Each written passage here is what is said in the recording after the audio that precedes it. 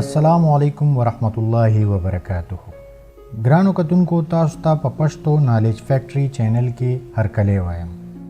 وګو کتونکو د لاهور یونیورسيټي اف مینجمنٹ ساينسز د میډیکل د شعبې پروفیسر ډاکټر عمران علي شیخ په خپل یو تحقیق کې ویلي دي چې د شوګر مرض په ټوله دنیا کې او بیا په خاصه توګه پاکستان، انډیا، بنگلاديش او په افغانستان کې په ډېر تیزی سره لګیا دی خوريږي.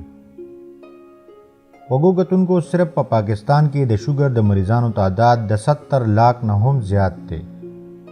ملګرو که د دینه د بچ کېدو څه تنظیم ونه شو او دا خلک په دې باندې پوه نه کړی شو چې د دینه به ځان څنګه بچ کوئ، نو په دې ملکونو کې به دا مرض د خطرناک حده پورې زیات شي.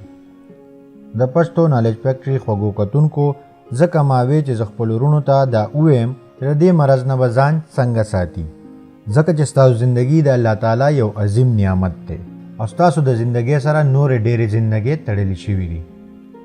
خوږو کتونکو دا یاد ساتئ چې شوګر څه بیماری نه ده بلکې ستاسو لایف سټایل دی. مطلب تاسو څنګه اوسئ، څه خورئ، څه څکئ او خپل ژوند څنګه تیروئ. خوږو کتونکو په خپل ژوند کې لږه تبدیلي راولئ او د شوګر د مرض نه ځان بچ کړئ. روټۍ صرف دومره خورئ چې ژوندي پې پاتې شئ، یعنې ډېره کمه خورئ. د چینې په ځای ګوړه استعمالوئ ځکه چې په دې کې کیمیکل د چینې په مقابله کې ډېر زیات کم وي. کیکونه، بسکټې او نور خواږه په خوراک کې کم کړئ او قدرتي خواږه استعمالوئ لکه شات او نور فروټ وغیره.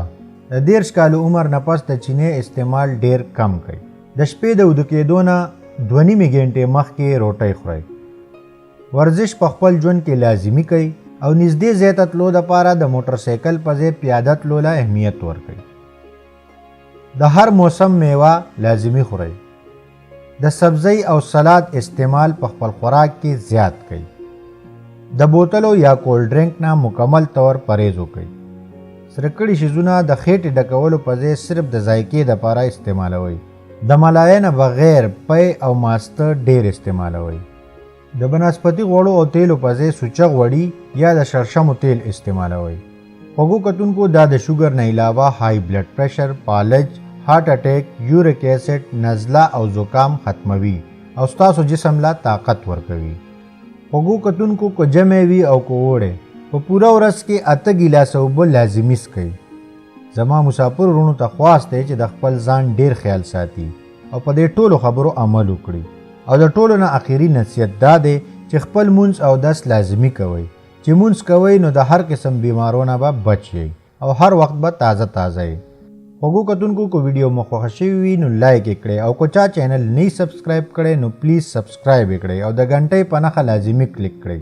خپل ورور سلمان شاه له ورکوي اجازت. د خپل ځان او چار چاپېره خلکو ډېر خیال ساتئ. د الله په امان.